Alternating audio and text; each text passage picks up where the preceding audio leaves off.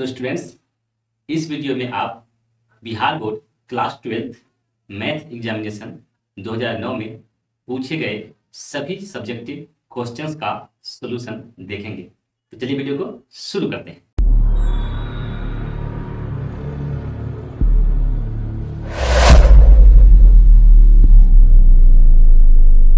तो स्टूडेंट, ये जो आप क्वेश्चन देख रहे हैं स्क्रीन पे कि f is a function from R to R f of x equal to 4x³ - 7 द्वारा परिभाषित हो तो दिखाइए कि एफ एकाकी आच्छादक है। यह जो क्वेश्चन है 2009 में 4 नंबर का पूछा गया था और बहुत ही आसान प्रॉब्लम। एकाकी और आच्छादक दोनों ये फंक्शन है, ये हमें साबित करना है, दिखाना है। तो देखिए फंक्शन जो है इसका डोमेन भी आर है, रियल नंबर है, और को डोमेन भी रियल नंबर है। अब देखिए जिसको एकाकी और आच्छादक साबित करना है उसको पहले एकाकी क्या होता है या फिर कैसे चेक करते हैं वो चेक करना पड़ेगा, फिर आच्छादक कैसे चेक करते हैं वो चेक करना पड़ेगा। क्योंकि एकाकी आच्छादक का मतलब जो फंक्शन एकाकी भी हो और आच्छादक भी हो, मतलब 1 1 भी हो और 1 2 भी हो, उसको बोलते हैं एकाकी आच्छादक फलन। तो देखिए कभी भी अगर हमें फंक्शन को चेक करना है कि फंक्शन एकाकी है या नहीं, तो हम क्या करते हैं, f of x1 equal to f of x2 करते हैं और इसको सिंप्लीफाई करते जाते हैं। लास्ट में अगर x1 बराबर x2 मिल गया तो बोलते हैं कि फंक्शन एकाकी है। तो सेम इसी चीज को हम यहाँ पे यूज करेंगे। फंक्शन तो ये है हमारा, देखिए x1 और x2 हमने मान लिया रियल नंबर। ये रियल नंबर क्यों माना हमने, ये वाला रियल नंबर है क्योंकि ये जो x1 x2 मानेंगे वो डोमेन में से होना चाहिए। हमने x1 और x2 रियल नंबर माना। इधर पहला वाला डोमेन होता है, बाद वाला को डोमेन होता है, और रेंज जो होता है इसी को डोमेन में से निकलता है।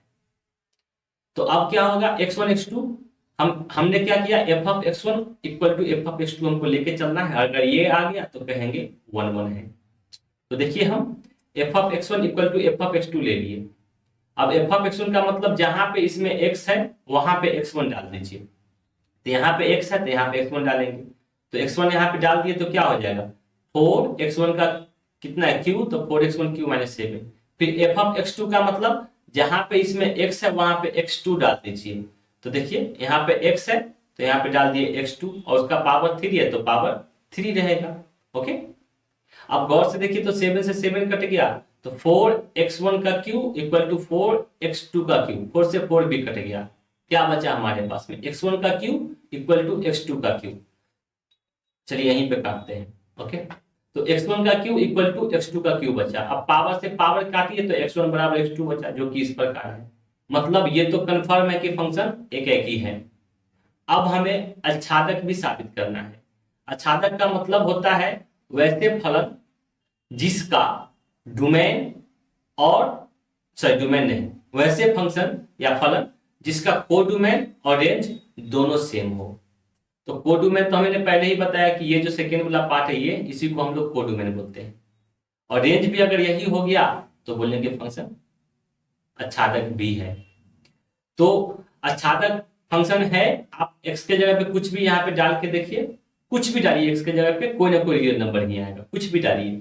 हमने यहाँ भी वही चीज लिखा है कि साथ ही x बिलोंग्स टू r के लिए f का परिसर ये है, परिसर को ही रेंज बोलते हैं, अर्थात r आच्छादक है।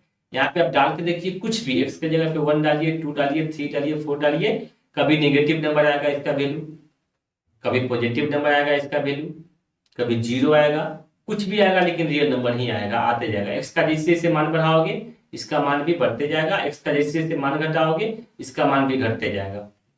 मतलब ये ऑल रियल नंबर देगा आउटपुट, जिसको हम लोग वास्तविक संख्या बोलते हैं।